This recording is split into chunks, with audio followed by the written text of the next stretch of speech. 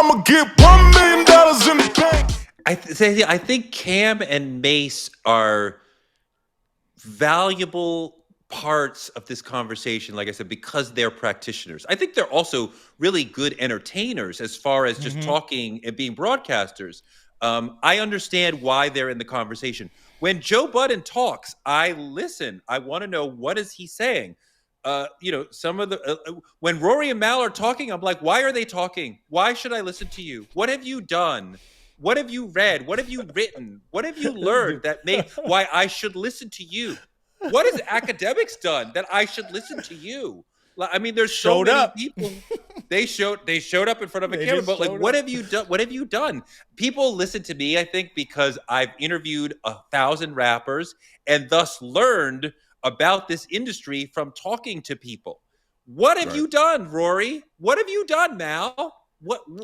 Isn't it about voice and perspective, though? I think the one thing that has changed, and I just want to apply pushback on y'all because y'all come from a different time period and a skill set, that like in TikTok, like you'll slide through someone, that chord thing that you just said, someone will be like, did you know that Lauryn Hill only used 3 chords? And it'll be some random person, you don't give a damn, you just got the information. And you got the information that is just as good as if the person in Rolling Stone got it because you just wanted that tidbit, but you didn't get the entire long form education and experience that someone wrote up and the great writing that's usually at an 11th grade writing level and not a 6th grade writing level that exists now. That's the thing. I'm saying that took, like you said, it took almost, if you talk about the beginning of recorded music to Rolling Stone, that's like 25 years. So if you take the beginning of YouTube to now, or not even YouTube, the beginning of YouTube like commentary till now, I think for blog, we have record. I believe we have recordings from before the 50s, but please continue.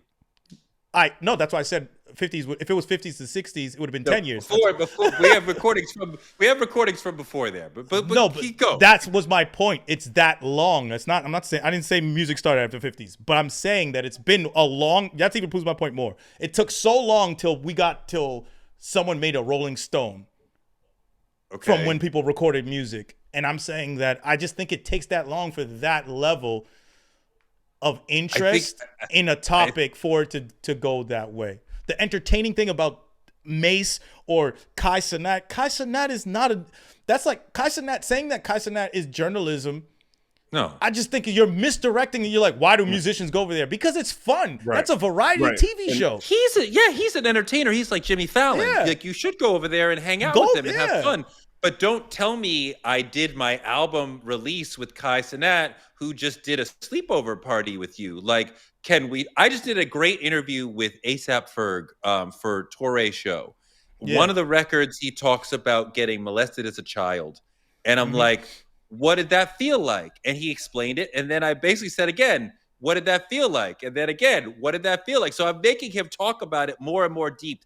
And like, here's the experience of this guy touching me. And then I had to run into him around Harlem. And then I wanted to kill him when I got to be 16 and I had to be held back from trying to murder him. And it was like a really deep conversation. Maybe Kai Cenat gets to that. Maybe Nori gets to that after a couple of shots. Maybe, but I don't think so. But like, a trained journalist knew how to get him to talk more deeply about it than he did on the record. But he was on your show, right? I think that's valuable for the fans, right? And I think that there's a paucity of that happening. I mean, I think, and those decisions to me are with the artists and their teams and the relationships, right? I don't transpose these two things at all. I don't look at necessarily Rory and Mal as competition, but to their benefit, as I understand it, they both have label experience. You know, to a degree, there is some level of expertise or practitioner in their previous resumes, as I understand it. I'm not all the way up on their full bios, right? You know, but that barbershop style of conversation was always entertaining, whether or not it was published in Rolling Stone or if it was on BET. You know what I mean? People do engage in these conversations on multiple levels. I don't expect the same things out of certain places. The issue that I do have more than anything else is vilifying these different spheres. I don't think that works for anybody in this generation. And then I also think that primarily there is when I think about like the marketing teams, the PR people, the labels, whatever, the managers, they're all fighting for their job every day, right? And so when they got to turn their report in on how this rollout went, they have to show impressions, they have to show social growth, they have to show a lot of different things. And whether or not an in-depth, incredible conversation turns into those things, it's a lot easier to calculate how the impacts your conversation had if the person has a major, massive audience that they can also, if that platform has a large enough audience that they can direct their audience to. I just want to say that working at a label does not make you a former practitioner. You might know a little bit more about the music business than the next man, but that is not the same as being an MC like Green, like Joe, like Nori, like Cam and Mace, like that. Like I think being a big MC and being inside the machine like that gives you a really valuable perspective. You know, it's like being Charles Barkley or Kenny the Jet Smith. You know, these niggas who may have worked at a label, I don't know. I just did a Google. I couldn't find it. They don't even have a Wikipedia page, so I don't even know. He's not giving them shit. I could be wrong about that. The way they talk, I feel like that's the case. No, Rory's put out music, and he's definitely been. That nigga put out music. Yeah, like in a Khaled type of way. Like he's put together. He has artists on it, and he's producing. Like yeah, so like I'm the biggest, like I'm the biggest, the largest, like that shit. No, like freaking DJ Khaled. He said like I'm the biggest, the largest. Yeah, he spits. But either way, who cares? That's that what nigga spits for real. No, he doesn't spit. I'm saying like he's put out records. He produces projects. Yeah, produces projects like executive producer. The other one looked like fucking the guy who's the manager of Dave on Lil Dicky's show. I've never watched that. I've never seen that show. Yo, that show is hot to death, son. I love that. I heard it's dope. I enjoyed the first season. I think Dave is the second best hip hop show behind Atlanta, as far as taking you in the industry, taking you in the culture. That show is dope. So what's wrong? You got a problem with academics? Let's share. This is a safe space. We all have a problem with academics over here. What's really good? My problem, if there is a problem with academics, was the Warren Chirac channel. Like that to me is an example. You go back to the beginning. Yeah, that's really, truthfully, that's kind of where it begins and ends, right? Because that to me is the type of thing that's opposition. I don't even call it journalism. You're sitting someplace and you're talking and you're essentially causing problems in a community you're not a part of, right? I don't like that. But overall, to be honest, like maybe I'm less critical of academics than most people, but I tend to look at academics from a perspective of, regardless of certain things are just right there in front. One, he's entertaining, whether you don't like him or not. Whether you like him or not, he's entertaining. Agree to disagree, Justin. I think he's entertaining. I think he gets a lot of hate watches too, and that's a real thing. When I was on J45 with Rude Jude would tell me all the time, you know, Justin, you're too clean. You need to get some hate views out there, right? So, I find academics entertaining. Two, I respect how well connected he is, right? And so, to me, as part of journalism, in one way or the other, I'm not saying academics is a journalist. I don't look at him as a journalist. But having relationships and being able to synthesize information is very important in this space. Now, what he does or how he does it is up to people's point of view. I think he's one of the major problems in the pipeline, information pipeline that we were just talking about. Like, when you have someone like him who has this direct connection to Drake, it's only parasocial. They've never actually met. But Drake will text him, give him information, and he pushes it out without even thinking. That's not journalism. That is just information dissemination. So you're a human fax machine, right? Like whatever Drake tells you, you'll just tell the people. And thus, Drake does not have to interact with somebody like myself or you who might be a little more critical. Why are you telling me this? What is the purpose of this information? Or just, you said you're doing an album next year. When is it? What features? What are you still on the label? Like, let's have a fuller conversation. Like, and academics short circuits that whole conversation because Drake can say, I decided my new favorite color is blue. Academics tells everybody that. Everybody freaks out, and that's the conversation about Drake. Well, I don't limit academics to his coverage and reporting on Drake. So that's ultimately without Drake. I mean, he's like Pat McAfee has it locked down because he's close with Aaron Rodgers. Then he can talk about other things. If academics is not giving us blow by blow coverage of what Drake just texted him, his platform in the culture is a fraction of what it is. Maybe not. Right. I don't know. And I say that I say that to say specifically, I don't necessarily think Drake fans are really that interested in the broader culture. I think if you take 80% of Drake fans, they really like Drake. They really like, they're super fans. They really like celebrity culture. I don't really think that they really like rap that much. But let's say, you think most Drake fans are not in hip hop culture?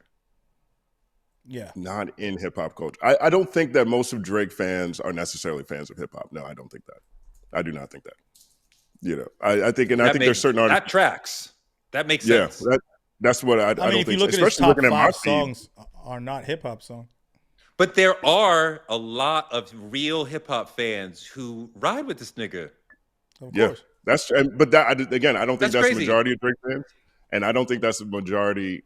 And I don't look at academics' work as being limited to his relationship to Drake. Like, for example, I respect the fact that academics has built his brand into the closest thing that I've seen to an independent institution in this hip hop music conversation space.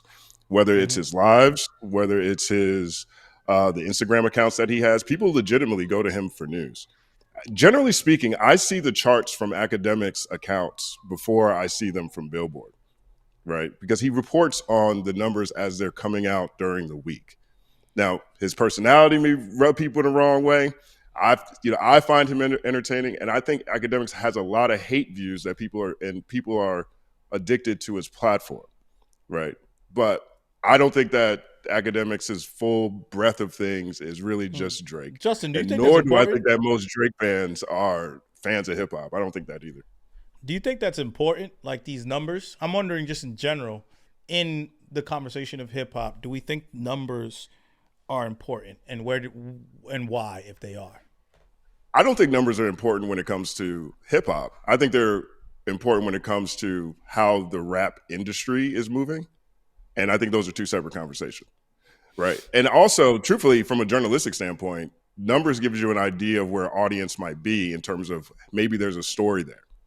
Right. So if you like Tyler, the Creator, for example, jumped into a lot of people's big threes, or at least became this conversation about, hey, maybe we should be thinking differently about this big three, largely because of the success of this last project.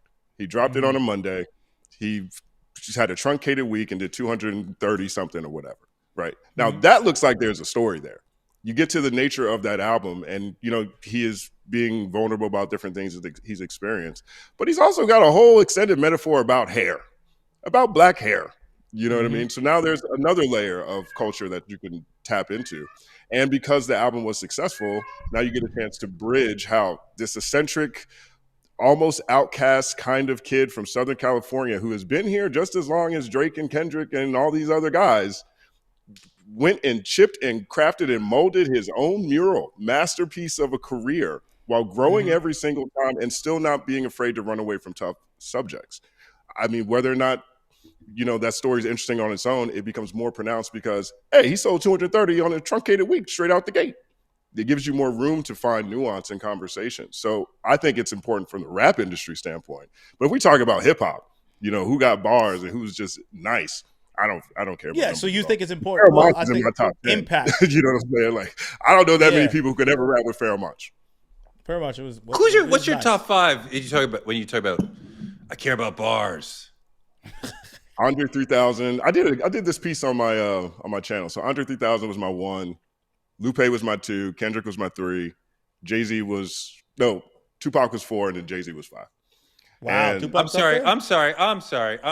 I'm confused. You said bars, and then you said Pac ahead of Hove? Because half is what you say and half's the style. That's how I look at it. I don't think a bar has to be necessarily as I think the marriage between the two is what's most important to me. And with Pac specifically, maybe how he's saying it isn't that impressive, but what he's saying hits me like a comet every time I hear it. And that means something. But with one challenge with the early 90s and the 80s, and especially Big and Pac versus everybody else elite who comes after them, through no fault of their own, their careers are very short. And Pac's career is longer than Big's, but it is not nearly what Jay-Z, Nas, some others have done. So how do we got a lot of albums. I think 5 albums. I think 5 albums of double disc and seemingly unlimited unreleased music is kind of a modern catalog, to be honest. Now, I think where the critique comes with Pac, if we're looking at the quality of his albums, if you look at the first 2 projects, sonically, they haven't aged the same. And I think that a lot of people in that era run into that. But I can put on All Eyes on Me and especially Machiavelli, and that still sounds crisp. As soon as he got with Dr. Dre, the Sonics have been able to sustain. And Keep Your Head Up is a classic too from a different time. Right. But let me talk about the writing when you talk about bars with Tupac, and let me give Tupac some credit. Tupac is imagery and metaphor. People like to talk about bars as in punchline, like similes and double entendres, was something that Jay-Z brought into it. Double entendres are very hard to do. It's a very hard skill set, technical skill set to actually do. A simile would be the easiest of the wordplay devices, right? Imagery that actually connects is like double entendre. Saying that a rose grow from concrete, this is a concept that he brought into culture. Saying, I wonder if heaven has a ghetto, and you're gonna tell me this nigga got no bars? That's crazy. He just asked, I wonder if heaven has a ghetto. That is so complex and dense to think, to be, I come from this space. I come from poverty. All I see is black people being poor. And I'm told, and I believe in Jesus, and I'm told that I'm going to go into a higher place. After this, I go into heaven. Is it going to be like where I'm from? Am I going to be trapped into this? Is it the same thing as this? Or is it gonna be something that I'm familiar with? It's so complex. So when people say that Pac doesn't have bars, it pisses me off. Is there a fun? Is there a fun part of heaven? Because I want to go to the hood. Exactly. All those parts. All those. It means all those things at the same time. I want to have a good time. Does heaven have a VIP section? Is it gonna have a VIP section? Is it gonna be oppressive? Is it going to be fun? Is it gonna be something that I know because this is all I know? That is so deep and hard. That's why when someone says Pac is a lyricist, or someone says Pac's not a lyricist, it's like, you mean that he's not using these types of literary devices or rhetorical devices that these other rappers do, and he may not be as, well, I like to say the MC structure, what we categorize as a lyricist, that MC like punchline, J. Cole, Lil Wayne, Jay-Z. Kendrick's not even that. Kendrick's not the punchline rapper. But he's a more complex and dense rapper than all the people we just named. So it's about how you can do it. My bad, I didn't mean to cut you off, King. No, go ahead. I think that is at the core of what Torre was talking about with people who were riding for Drake. Because Drake does, from a rhyme scheme approach, fit more into that traditional MC box. He will give you punchlines and metaphors, right? My problem is he doesn't give you, a broader conversation at all, but he will structure his bars in a way that fits into, if you were taking a teaching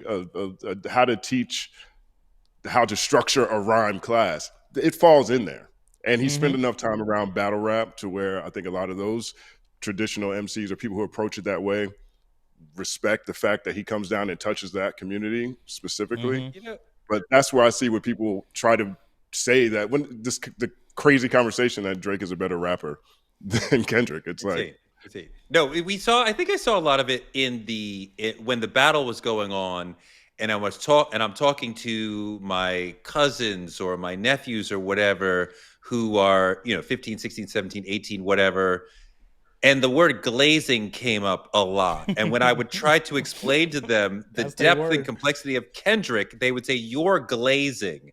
And what I came to understand, because they kept saying it over and over, that they have not ever encountered either the complexity of Kendrick or somebody explaining the complexity of that. Because you usually don't do that sort of literary analysis even until you get to college or even graduate school. So they have never been walked through a text in the way we are walking through. Kendrick is saying this, which relates to this, which is triple entendre of this. And they've never experienced that. So they're like, you're making it up.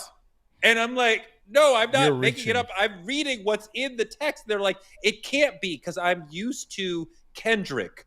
I'm used to Drake, which is much more simplistic and much more on the surface. We get all of it. It doesn't take 5 minutes to explain a Drake verse. And Kendrick, generally, I'm going to need 5 minutes to explain 2 lines, to explain all the shit that's going on. And I'm like, because you guys aren't used to this level of thought. I mean, you take a bar like, beat your ass and hide the Bible if God's watching. Oh my God. Oh like my God. That bar itself, right, connects to Black history. It connects to family. It connects to, religious things you might hear in church. The struggle to be religious and moral, and yet sometimes I need to beat a nigga's ass. Right, exactly. But if you're not familiar with those things, those concepts, if culturally you might be separate from an experience to where you've had your grandmama say something like that while you're sitting in church when you was moving too much, when you was acting up a little too much. If you can't connect with that at that level, it's very difficult to convey. And if you're a young person, that doesn't sound as impressive as, or if you're not culturally in tune, like you just, that particular line, I wanted to go and ask some grandparent age people, like, is this something that y'all used to say, that he pulled from, that he heard his grandmother say? Because it felt like it had weight, like something that the grandparents would have said back in Alabama or whatever. I'm like, because that line sounded old, like wisdom old, the first time I heard it. I'm like, God damn, nigga. Yeah. Right. And then he follows it up with, sometimes you got to pop out and show niggas. Right. Now that is a multi, right? But if you're not culturally connected, because that pop out and show niggas doesn't have to relate to Drake, right? It could relate to your grandma telling you she's gonna beat your ass and hide the Bible if God's watching. Don't make me pop out and show niggas that how you supposed to be acting. I mean, it doesn't even have to connect. Yeah. Right. But that's a very difficult question. That's like, I wonder if heaven has a ghetto. You know what I mean? Like it's a different type of layered conversation within rhyme that takes some explanation to hit, as opposed to like, it doesn't even one line that I noticed a lot of women really zoning in on, that Kendrick said, "You don't want to work with me no more? Okay." And I'm not even getting the way that he said it and the emotion that he said it with, right? But it really resonated with a lot of people emotionally, of just like the way he was saying it. Like, Drake don't be doing shit like that. Like, he don't have that connection to people to be making lines that are bars like that. That's like, yo, that nigga just blew my mind with that shit. But it's not necessarily just Drake. I think there's a lot of artists that struggle with the emotional connection through their bars. Now, people think I hate on J. Cole. Okay, that has been following me around lately. Right now, I am very happy that J. Cole has crafted the career he's had and has the real estate that he's had. I think J. Cole is the energy, the type of perspective that I would like to see more often, louder in more places. Personally, that's just what I think. I think you could tell how much he cares not only about his craft, but his family, the people around him, his friends, this culture, this industry, whatever. I really love all those things about J. Cole. I hear a book coming, but there it is. But if I listen to J. Cole, it generally feels like very traditional structured rhymes and lacking a level of emotion that I might hear from, let's say, Andre 3000, right? And to that degree, right? Or definitely from like a Tupac. I'm not trying to minimize him at all. I'm just saying, identifying the things that I connect with the most. And I personally feel like J. Cole is one of those artists that is the perfect artist for people to connect with on their way to learning more broadly about the range of MCing. Generally speaking, I think he's the perfect connecting point. If Drake is making music, for example, for this conversation for 11-year-olds, 12-year-olds, J. Cole is the next step after that. And when I talk to my younger cousins, when I talk to my friends' kids, they always talk about how J. Cole is way better than Drake. And that gets them further down the road in terms of what levels of MCing there really are. When people talk about proved on first person shooter. Right, exactly. And there's a lot of people who look at, in this conversation, a lot of people were talking about last year, for example, a lot of people were talking about how do I say this? I won't say this very particularly. A lot of people were talking about how J. Cole, is the best MC out of all of them. And I see where they're coming from. And throughout this battle, at the end of it, I don't know if there's ever been a more consensus that Kendrick is the best rapper out of the three. And I see people trying to sway the conversation one way or the other. But when I talk downstream to young people, they're not confused about this. When I talk to students, when I talk to family members' kids, friends' kids, they're like, oh, yeah, Kendrick. Yeah, clearly. You know what I mean? So away from how audiences and fan bases might be steering the conversation, the thing I like about this is that you really got to see three different levels of MCing. And that's one thing I really appreciate about the big three as a whole. Because I find them to be stepping stones on the way to all the crazy stuff that's after Kendrick.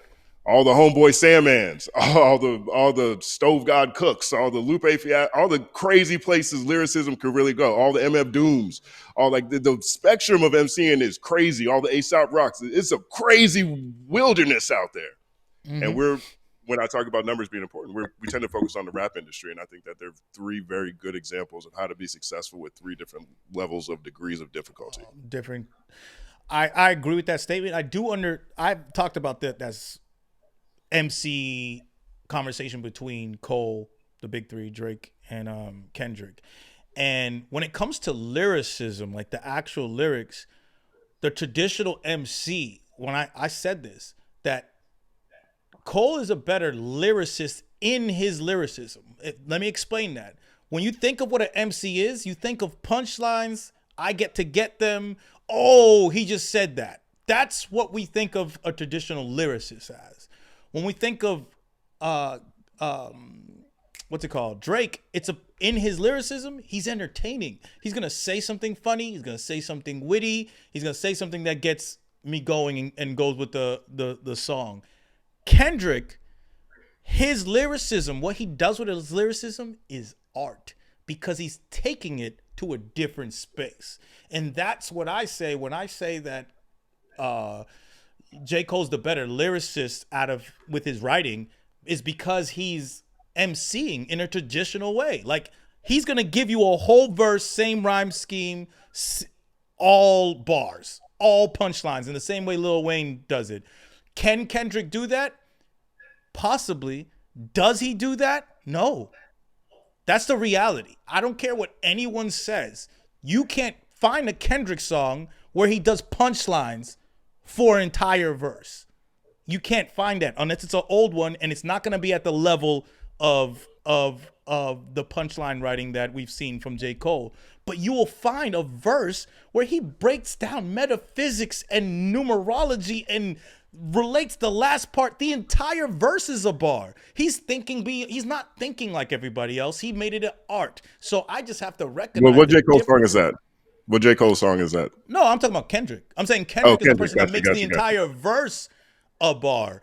And whereas J. Cole is doing the traditional thing, Kendrick's thinking outside of the box. He's like, I seen y'all. I know where this goes. There's Lil Wayne. Why? I'm not gonna beat Lil Wayne at stringing a bunch of punchlines together. We've seen this a bunch of times, but we didn't see what Kendrick has done on a lot of his writing. So that's the difference I see in their writing in different levels. I do think that Kendrick is obviously the better rapper out of all of them. And this conversation to me is real quick. This conversation to me is a great example of why Rory and Miles, or these podcasters, for example, like add different perspective, right? Because I think that in the information age, and truthfully, at the core of journalism, was capturing the sentiment of the masses at any point in time, and that is included. That's in what this journalism does. I think definitely historically, yes, 100%. It's journalism is a wide spectrum, as you know, but including what the tone and temperament of a situation, an environment was like, yeah, that's definitely at the core. I guess. I think journalism in general does that. I always felt like I was an outgoing megaphone. I got to speak to DMX, 50, Lauren, whoever. I know what a lot of people want to ask them or hear about from them. So I can ask them and then blast out to all of them. These are their answers to those questions and others. So don't let academics hear this clip. Don't let academics hear this clip. Right. It's not that I don't. It was not that I can say here and there's a place for this, but here's what most rap fans are interested or looking for, or who they are, or whatever. I don't recall ever doing that, but always sort of going to elites, be it artists or record label people, and then transmuting their information back to the people. I think your Prince book did a really good job of like capturing why Prince is who he was, right? I mean, the thesis of the book opens with Prince walking up to a door, someone's house, I think, and it closes. You go through the whole book, and it closes at the end, and it's like Prince is like, I'm going to get this wrong because I haven't read this in about a year or so, but at the end of it, Prince walks up to the door. And it's like, shows up talking about sex and his ass is out. And then he says, let me introduce you to my Lord and Savior, Jesus Christ. Right. And everything in between captures the macro around Prince through the generations, through his people on his team, how everything was a show and the impact that it had outside of just Prince talking. Right. I mean, I don't even think you interviewed Prince outside that basketball part. But, I did interview him before the basketball moment, but yeah. Right, and that piece does a great job of capturing that around it. The Rolling Stone piece with Lauryn Hill, again, for example, when you talk about how it's only really like 3 chords, that captured a sentiment that wasn't just unique to people who interacted with that album or that MTV episode, right? The people who love Lauryn Hill were louder in that moment and didn't necessarily capture that fact, which I think is one of the reasons why that piece was, one, as impactful as it was, but two, truthfully, that piece has been following Lauryn Hill forever. Okay, that piece has colored Lauryn Hill to where last year she had to show up and be like, "I've done some good stuff too, guys." Because everything you said in that is followed her, right? So you captured the broader sentiment because she had just been going through right? It had to be done. It had to be done. She hadn't come out in years, and she would. It's like you would have come out. It's been like 4 years. You would have come out by now. And I know like 10 people who were like connected to your project. I wonder. This is journalism. I wonder what happened if I call them up and ask them questions. And I call them all up and ask them questions. And then after I talk to all of them, I called them all back in order. Like, well, now I know this. What are you talking about? Oh, well, since you know that, I'll also tell you this. It was a really interesting, like, big off the record piece where I really learned what she's all about. If you give people off the record access, they'll get really real with you. Right. And that's what I tell my audience all the time. Like, whenever this conversation around journalism comes, whether it's Elliot this time, that's the prompt. It's been happening for the past, probably in the history of journalism in general, but definitely since the blog era. And I tell my audience all the time, I actually enjoy talking to the people around the people more than I enjoy talking to the person. Because the person a lot of times is going to give you their talking points, or they have to be in a space where they're willing to be open. And that's not always necessarily the full story. And it's pieces like, Tori's Lauryn Hill piece that inspired me to be in this space, in this game at all, in the first place. Wow. Thanks, Justin. Yeah, 100%. 100%. Tori's legitimately, I say this because I did a piece, what did you do? It was one of the TikToks around one of your Diddy stories, which I think is doing the same thing because you've been talking to people around Diddy from Culture Fries. Anybody's not subscribed to Culture Fries, subscribe to Culture Fries.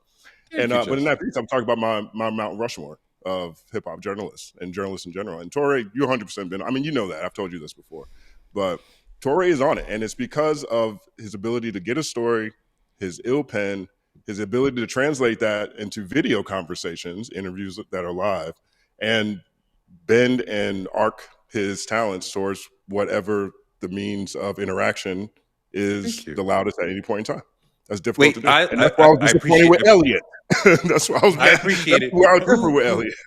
Who else is on your hip hop journalist Mount Rushmore? Elliot's definitely on there because of I just think the impact is undeniable, regardless of how his brand might look at any point in time. I have Ta-Nehisi Coates because I think Ta-Nehisi Coates hip hop. This is what I mean. I think Ta-Nehisi Coates has covered the culture around hip hop in so many different ways while always representing and leaning into hip hop. Like I can't find a Ta-Nehisi Coates anything I've ever interacted with that wasn't rooted in a lot of the sentiments or use hip hop as a means to convey broader stories. Right? I look at my mission is life through the lens of hip hop. He covers that to me. He grabs that. And then personally, I have Scoop Jackson, right? Because Scoop Jackson made his thesis at Howard was, I can't remember the title of it right now. But Scoop Jackson, to me, stylistically, is the first person I remember that started writing. He to me, I don't want to say first person I remember, but to me, he was the best at writing like he was rapping. And so whenever I read Scoop Jackson's stuff, it felt like I was reading bars. So that's Greg Tate. Greg Tate writes with the spirit of hip hop and the spirit of rock and roll, and the writing feels like it is art in and of itself, and it is musical and rhythmic in and of itself. And there's articles that he wrote that is better than the art that the artists he's writing about were creating. I think Greg's got to be up there. I think you would agree. Jim Hampton has got to be there for many, many contributions, writing and documentary. Scott Polson Bryant, Danielle Smith ran Vibe. Scott was one of the major writers at Vibe for a long time from day one. Legendary Nelson story George, that was on the cover of Vibe early on. So I throw up some of those names too. Yeah, definitely. And Nelson George. None of them. I mean, we can't exclude Nelson George. I mean, that's what I mean. It's like, everyone's GOAT. Everyone is a GOAT to someone. Everyone has their own favorites. I think if you're having an objective conversation, it's different. But my personal Mount Rushmore is generally connected to my influences, the heaviest ones. Now, obviously, Greg Tate has influenced the whole wave of everybody. Yeah. You know what I mean? But I think that as long as there are people who are carrying on the energy of their inspirations, I feel like there's opportunity for a brighter tomorrow in what's happening in modern media and journalism.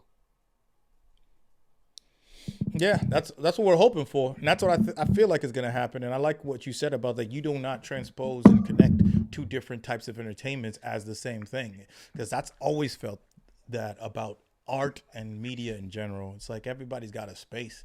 Like, there's not enough time and not enough tension from everybody, but there's a space for every single thing, and there's gonna be waves too, where people are gonna want to know about lyrics and deeper shit now, and maybe they just want to see Kai Cenat, and then maybe they're like, I don't want to see none of that shit, and it's a whole different other wave of like, yo, I want to watch an artist do everything all the time, or I don't want to see them at all. So. Justin grew up on reading Rolling Stone and Vibe, and so he understands a deeper journalistic connection with these artists. So he can enjoy Kai Cenat and the entertainment value of that, but he also knows there is a deeper level of writing that exists that I enjoy also that helps me understand the art even better. And if you're younger and you never related to Greg Tate and you didn't read my work and you don't watch Rap Latte and you're really focused on Rory and Mal and academics, you may not have a deep understanding of how media can enhance your understanding and your appreciation of what is actually going on with these records. 100%. And look, and I think the YouTube space is really, really interesting because one thing that is really popular are these deep dives into lyrics, like when a song comes out, what the lyrics mean. And I think if there's a space that hasn't really been done yet is breaking down the entire song with the artist I think that's how you merge some of these, media member conversations with things that are viral on YouTube that also gets people deeper into how people are making things. Now, there's a challenge to get an artist to do that, but I think I think that's really something that I think will have a play that potentially could merge these disparate communities, right? You get the access, but you also get it specifically focused on a particular song or particular bars, which people are always looking for on YouTube, which is where most of these conversations are happening. It's an idea. Justin, thank you so much. You're the man. We really appreciate you hanging out with us all this time. Man, it was an honor and a pleasure, man. I appreciate it. I can't wait to get you guys on Culture United too. For sure. You got to come back. Yeah, definitely. All right, y'all. Peace. All right, we out.